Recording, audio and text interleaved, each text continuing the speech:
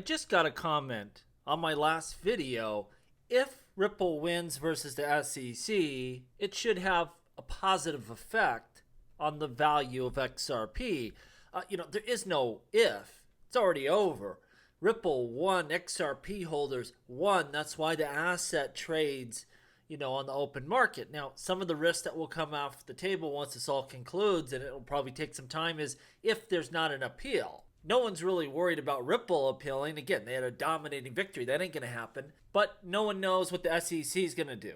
Of course, there's some risk there. You could draw some awful judge, like in the library case, that's just going to rubber stamp whatever the SEC wants and appeals, and then we have to go, on to the Supreme Court. It could add years and years of risk. I don't think it really matters, to be honest with you. I think we're really close to regulations. And even with that said, if we have to go to appeals, that's probably not going to conclude before this next bull run is over. Again, I'm expecting the broader crypto market to really take off Q4 of this year and run very hot through 2025.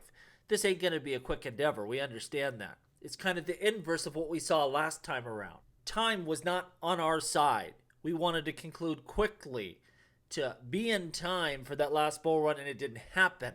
This court case drug along. Well, now that's happening with the SEC. There's nothing they can do. They cannot speed this up fast enough. They're not going to stop us. Jeremy Hogan has talked about this as well. Do you really want to appeal this case? The facts really aren't on your side. It was a clear victory for Ripple. Will you do better in appeals? Again, maybe if you get an awful judge, but you're really relying on that. Otherwise, you might kick this up a level and get even more authority from it. And we're so close to regulations, what's the point? What are you actually doing here? Maybe to be vindictive, we'll have to see. I don't know that it happens, though. Honestly, I don't care how much Ripple ends up paying. They have enough money. They can, absorb that hit no matter what the dollar amount is. Really important for Ripple, the company, and its shareholders. But for me, the XRP investor, I just want Ripple to survive and keep building out payments. And, how much it is doesn't matter technically, but I'll tell you there's one thing, and it's the logic and reasoning that Judge Torres uses in this decision, and I'll tell you why.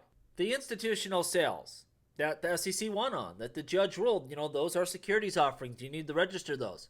Well, a good chunk of those took place overseas. And so, in theory, only those transactions that took place in the United States should even qualify for any sort of penalty. You don't have to register your activities in a foreign market.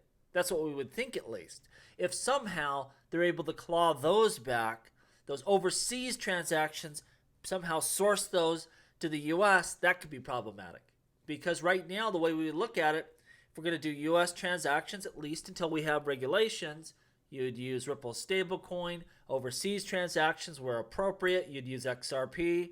But the judge could just throw a massive wrench in that plan if somehow she deems those overseas transactions should be sourced here, pulls them, claws them back into the U.S. jurisdiction somehow, and I don't know how she could, but if she does, that could be, at least in the short term till we have regulations, problematic. So that's what I'm interested in. And I suspect the penalty will be a large one, but it's not going to be the $680 million in sales and double that amount for a penalty. Just throwing numbers out there, maybe 100 million, 200 million. I don't know what it's going to be. We will see. But it's really the logic that I care about. Hopefully when she's describing, her logic and assessing these penalties, she goes, well, 400, 500 million took place overseas, and therefore it's not in this jurisdiction and is not applicable. Things of that nature. That's what I want. Once this concludes, if it's a really favorable result, the lower the penalty amount, the better, probably, at least from public perception. We might see a pop in XRP's price. Could be a big one. I mean, we saw it at the conclusion of the court case, right? It ran quite well.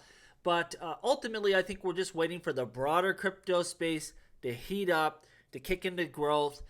And that's what's going to drive value as much as anything. You have all this new interest. They're going to look around.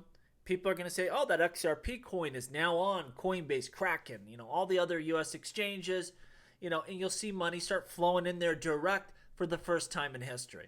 And I think that'll put us in a much better place than we were in 21 or 17. Should make all the difference. And from there, it's really waiting for U.S. crypto regulations till there is some kind of framework And that's where things can get really interesting, because I do not believe we will see 250 tokens approved to trade in the US market like we see trading right now on Coinbase.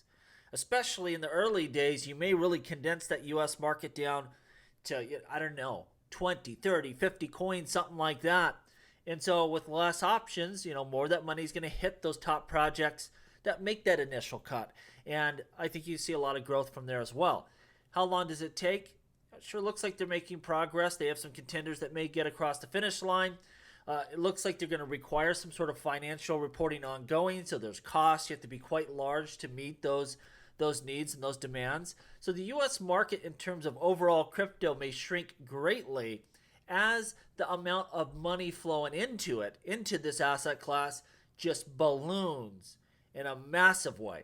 What's that going to do for the crypto assets that are compliant, that meet those requirements, and are able to trade on this new fully integrated and fully regulated US market? It's going to be wild, man. And we're not just talking about your Coinbases and your Krakens, but we're talking about ETFs, right on your Charles Schwab, your Fidelity accounts, whatever. You're going to be able to invest in these crypto assets, and it's just going to be a whole new world. Let me know what you think down below. As always, please like, please subscribe. The revolution will be televised right here on Jungle Link.